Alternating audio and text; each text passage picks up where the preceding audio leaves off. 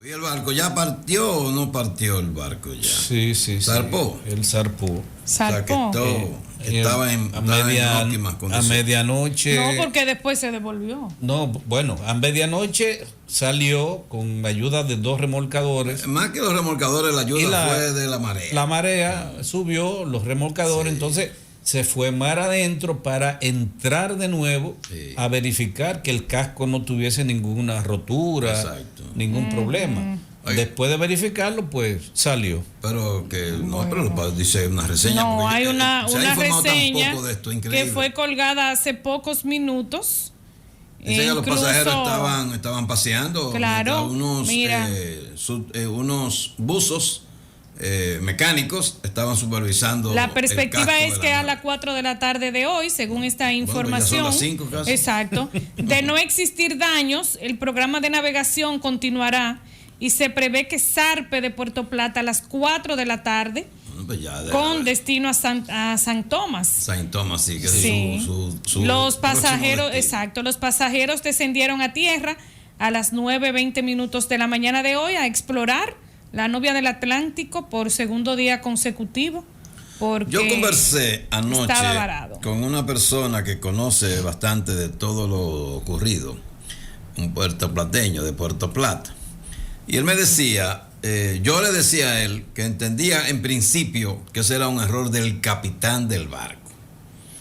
Porque todas las entradas a muelles están debidamente evaluadas, sus coordenadas debidamente establecidas, y que lo usual es que en cada puerto exista 1 o 2 capitanes en capacidad de ellos manejar el barco.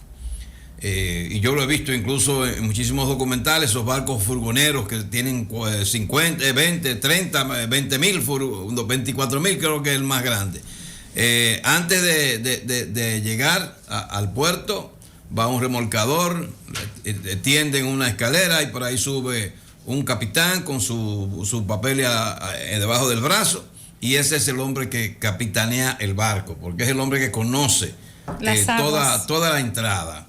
Entonces, te dice una reseña por ahí, que los vientos hicieron que el barco girara un poco hacia la derecha, creo, y entonces fue cuando encalló en un banco de arena, por suerte, que no fue en arrecife, fue un banco de arena.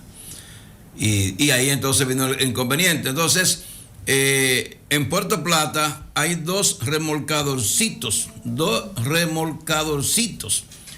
de empuje, y ese muelle necesita tener un remolcador más potente que pueda alar, no empujar, sino que ale, que tenga un motor en capacidad de alar, un monstruo como es un crucero. Entonces estaban esperando las 10 de la noche, que es cuando comienza a subir la marea, y tal como se esperaba, a eso de las 10 y pico comenzó la marea a subir, y subió lo suficiente como para que desencallara el barco. Ya se habían enviado desde la capital 2 remolcadores más grandes, pero yo me imagino que no le dio tiempo a llegar, porque lo solicitaron. Porque también hablaban de que de Puerto Rico llegarían otros. Pensaron en solicitar uno de Puerto Rico ya más grande, más potente, pero no, ya la marea se encargó de sacar el barco y reflotar, lo que es como se llama el término, reflotar. Hay que leer, esto no es de que oyendo cheche, leyendo redes, no, hay que leer para saber las cosas. Entonces, hay un protocolo que lo más probable es que esos capitanes no lo cumplan, porque están llegando a un sitio, una isla bananera como la nuestra, y que es lo que va el capitán a llevarse de un marinerito que venga a decirle cómo es que hay que entrar a un barco como es. Entonces, todos esos protocolos, ya me imagino que con esta experiencia, los dueños del muelle de Puerto Plata, que es una compañía de capital mexicano y algo de dominicano, entonces tendrán que aplicar algunos protocolos que son fundamentales para evitar que se vuelva a repetir algo como eso, porque eso es dramático. Pero hay que decir justamente que la responsabilidad casi total de ese encallamiento fue del capitán del barco, porque el muelle tiene su zona para que penetren los barcos, tiene su zona, tiene su área específica. Lo mismo pasa con los aviones.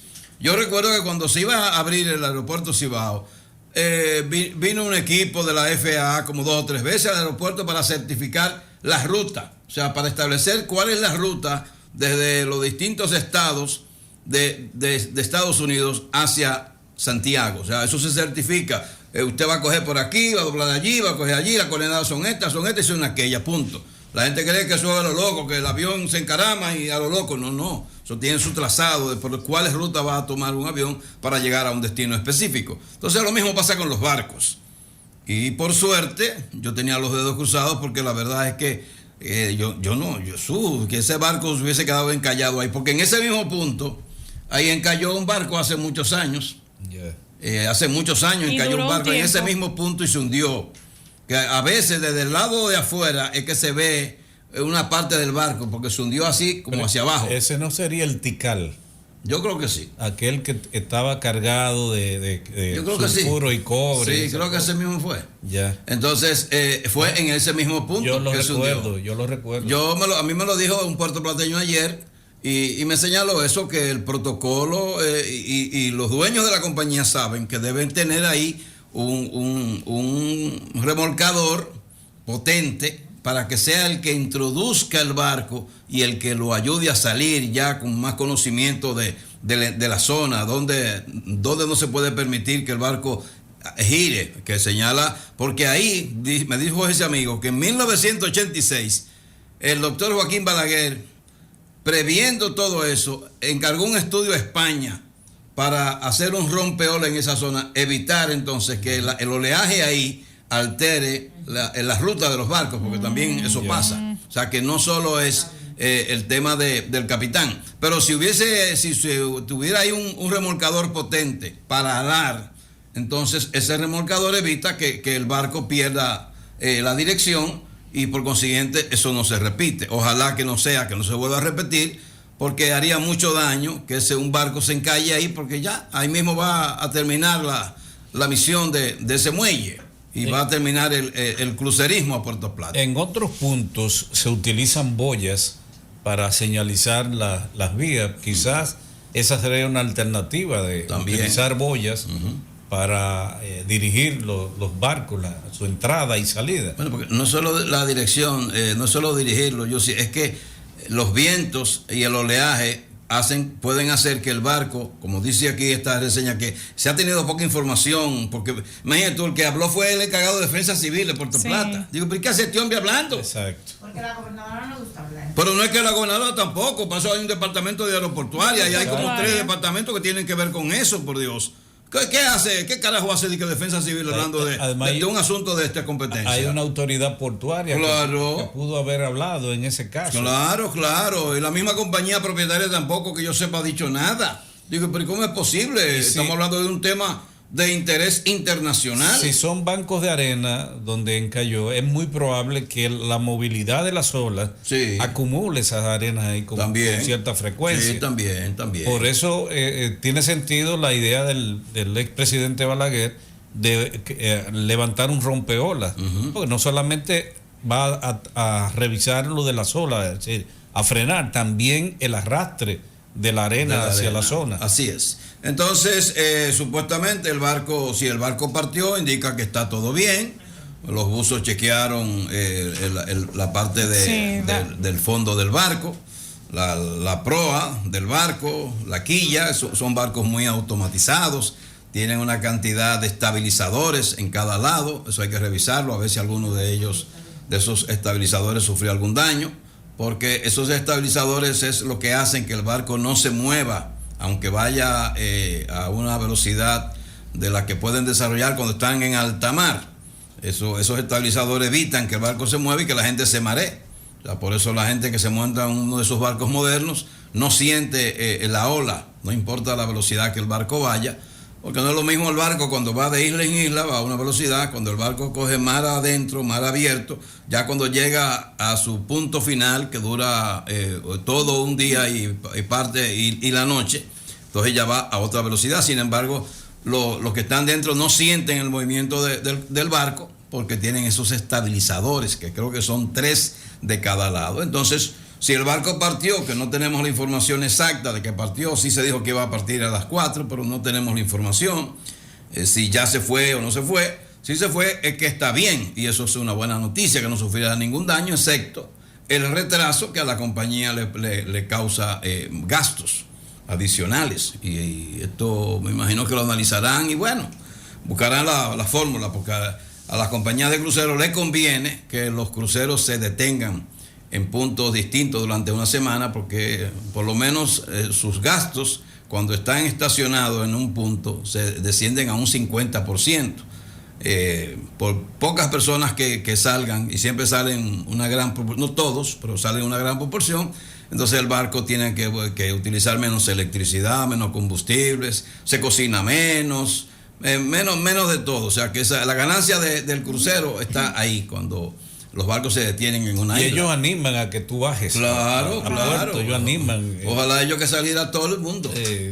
Porque así no consumen, no gastan nada. El consumo es menor. No, así, pues eso sería una maravilla que saliera todo el mundazo. Así entonces es una información que a mí en lo personal me preocupó porque he vivido los problemas de Puerto Plata, todos los inconvenientes que ha tenido, el mal comportamiento de muchos ciudadanos de Puerto Plata, los miserables que son muchos de ellos, los bandiditos que son muchos de ellos, incluyendo empresarios, en fin, que no aportan, no tienen un sentimiento de aportar para que esa ciudad mejore. Y me sorprende de las propias autoridades. En estos días, yo que voy mucho a Puerto Plata, en estos días yo recorrí una de las avenidas que lleva uno hasta el puerto y vi una cantidad de cruceristas caminando en ambas aceras, y no vi un solo policía en toda esa ruta.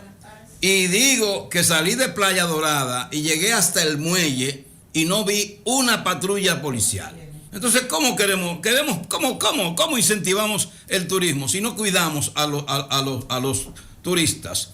Fíjate, eso que pasó en la zona colonial, que vi un vídeo ahí que le arrebataron una cartera a una mujer. Digo, pero ¿cómo es posible que la policía, en un perímetro tan delimitado como es la zona colonial, que lo que tiene son 2 o 3 calles de acceso, permitan que un carajo ande en un motor sin ninguna función que hacer, y el tipo le arrebata la cartera y sale en su motor corriendo, y el varón le cayó atrás, pero ¿qué es lo que va a agarrar a nadie? Pues, ¿cómo es posible eso? Entonces yo invito al director de la policía y al director de la policía turística para que vean, para que sepan, que vayan al viejo San Juan de Puerto Rico y se den cuenta cuál seguridad hay allí. Que hay 3 tipos de policía con uniformes diferentes, y por ahí no pasa nadie. Entonces, ¿cómo usted va a permitir un tipo en un motor, todo estartalado, y que en la zona colonial? Venga, ¿qué usted busca por aquí? Porque es que aquí estamos confundiendo, aquí creemos que la democracia es un relajo para todo el mundo. No, la democracia tiene sus límites. Un tipo que anda en un motor, una motocicleta, por la zona colonial, ¿qué usted busca por aquí? ¿A dónde usted va? Sí. No, usted no puede estar por aquí, váyase de aquí. Entonces, ¿usted trabaja por aquí? Sí, ¿dónde? Dígame dónde. Vamos para allá a ver si es verdad que usted trabaja aquí. Entonces, pero nuestra policía no tiene capacidad para eso, y vemos cómo suceden esas cosas, pura y simplemente. ¡Vámonos!